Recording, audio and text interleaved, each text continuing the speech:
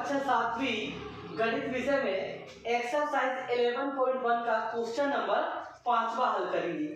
तो स्टूडेंट देखते हैं 11.1 का 5वां क्वेश्चन। 5वां क्वेश्चन में कह रहा है एक वर्गाकार पार्क का क्षेत्रफल एक आयताकार पार्क के क्षेत्रफल के बराबर है। देखिए क्वेश्चन क्या कह रहा है, एक है आयताकार पार्क और एक है वर्गाकार पार्क। तो हम यहाँ बना लेते हैं, एक वर्ग बना लेते हैं और एक बना लेते हैं आयत। तो वर्ग जिसकी चारों भुजाएं क्या होती है, समान होती है, तो ये हो गया एक वर्गाकार पार्क। और आयत जिसके आमने सामने की भुजा समान होती है, तो ये हो गया क्या, आयत। तो ये हो गया एक वर्गाकार पार्क और एक हो गया आयताकार पार्क। दोनों पार्कों का क्षेत्रफल कैसा है, एक समान है, ये क्वेश्चन कह रहा है। आगे बोल रहा है यदि वर्गाकार पार्क की भुजा 60 मीटर और ये जो वर्गाकार पार्क है इसकी भुजा का माप दिया है अपने को, कितना दिया है, 60 मीटर। तो हम भुजा का नाम दे देंगे 60 मीटर। और आयताकार पार्क की लंबाई कितना दिया है, 90 मीटर। तो यहाँ ले देंगे लंबाई की जगह पे 90 मीटर।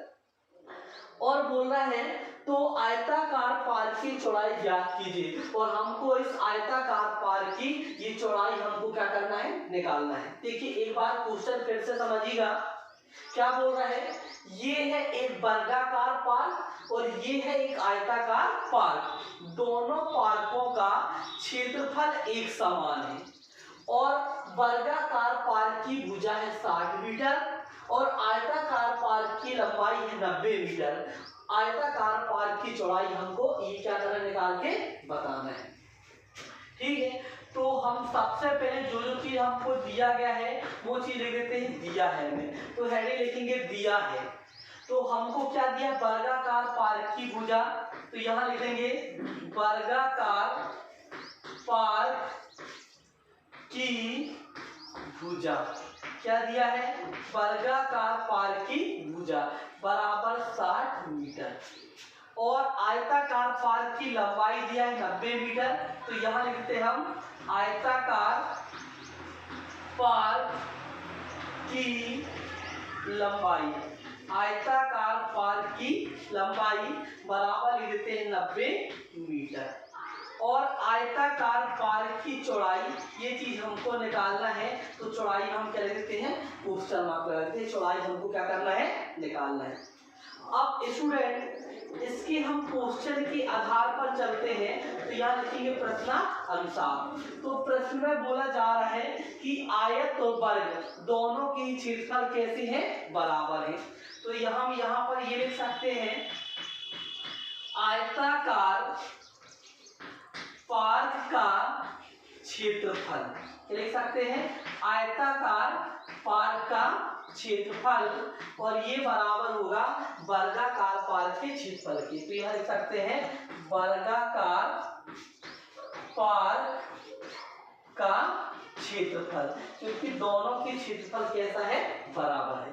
तो आयत का क्षेत्रफल होता है, इसका सूत्र होता है लंबाई गुणा चौड़ाई। कर देंगे लंबाई गुणा चौड़ाई और बराबर वर्ग का क्षेत्रफल होता है भुजा गुणा भुजा। तो आप इसके नीचे देंगे भुजा गुणा भुजा, ये ले देंगे। अब मान रखें लंबाई, तो लंबाई कितना है, 90 मीटर गुणा चौड़ाई निकालना है, चौका क्यों, और बराबर भुजा 60 मीटर ले देंगे, 60 गुणा 60।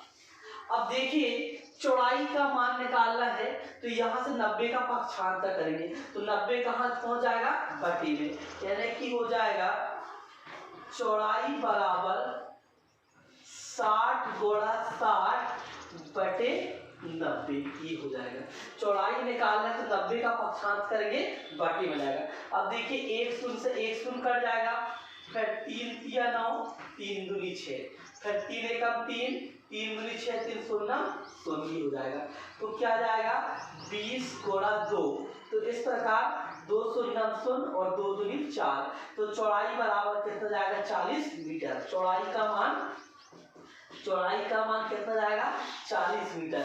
यानी कि ये जो आयताकार पार्क है इसकी चौड़ाई होगा कितना, 40 मीटर। तो स्टूडेंट ये रहा इसका क्वेश्चन नंबर 5वां।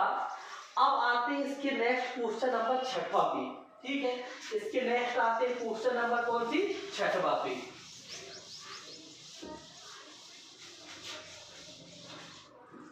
तो देखिएगा इसका क्वेश्चन नंबर छठवां, इसका क्वेश्चन नंबर छठवां में बोल रहा है एक तार आयताकार का है, इसकी लंबाई 40 सेंटीमीटर और चौड़ाई 22 सेंटीमीटर है। देखिए एक तार आयताकार का, देखिए तार है, इसको सबसे पहले मोड़ के किस शेप में बनाया गया है, किस आकार में बनाया गया है, आयताकार में। तो ये हो गया तार आयताकार का, ठीक है।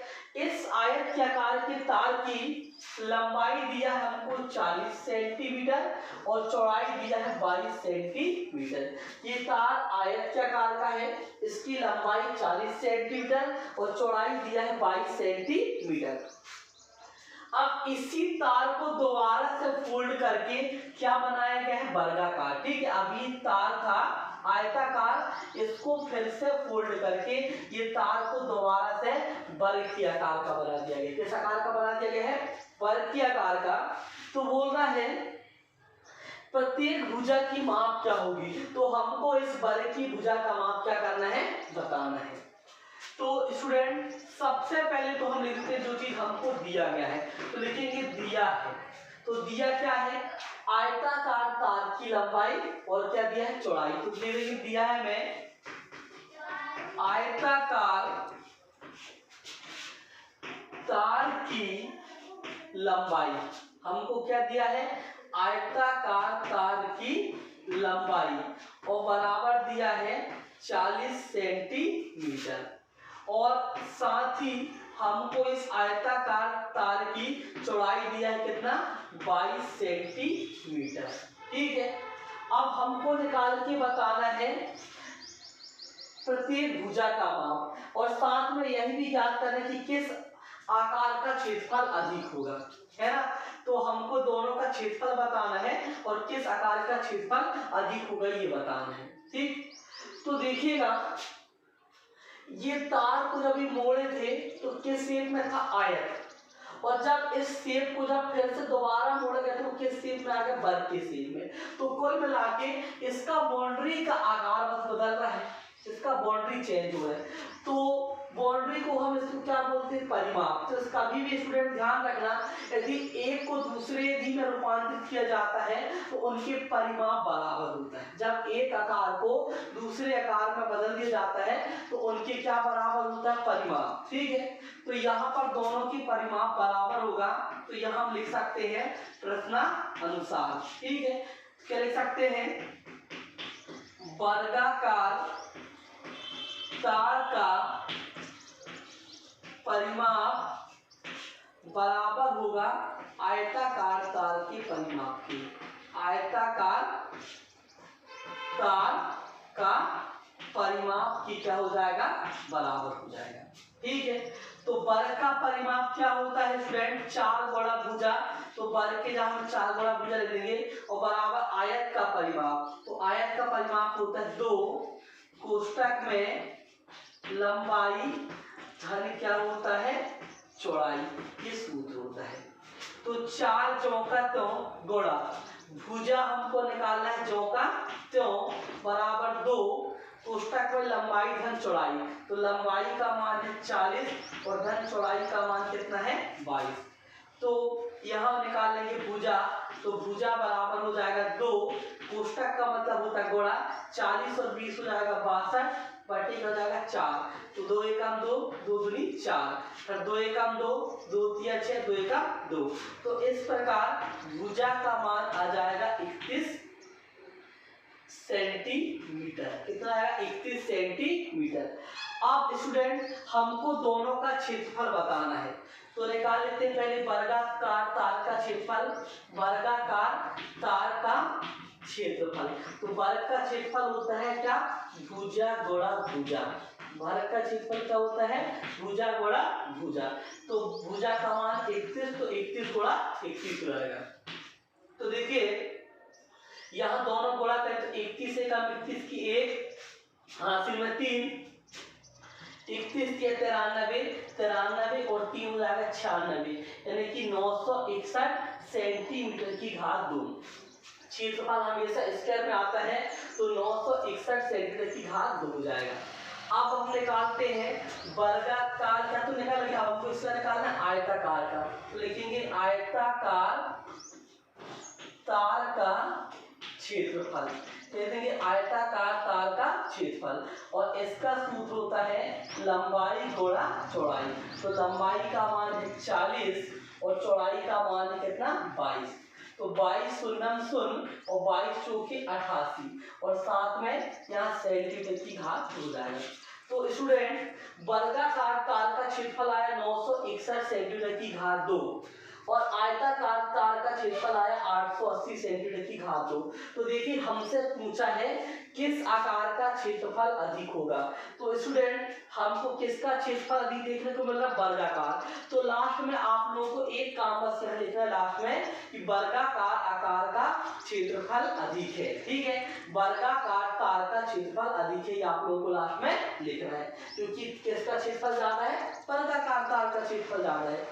इसके बाद देखिए स्टूडेंट इसका जो क्वेश्चन नंबर है 7वां, वो क्वेश्चन नंबर 7वां अभी तक हमने जो 6वां तक क्वेश्चन किए हैं उसी तरह सेम है, तो आप लोग इसका 7वां नंबर क्वेश्चन सॉल्व कर लीजिए और इसी तरह से इसका 8वां क्वेश्चन, यानी कि 7वां 8वां 2 क्वेश्चन आप लोग के होमवर्क में रहेगा और इस तरह से एक्सरसाइज 11.1 यही समाप्त होता है।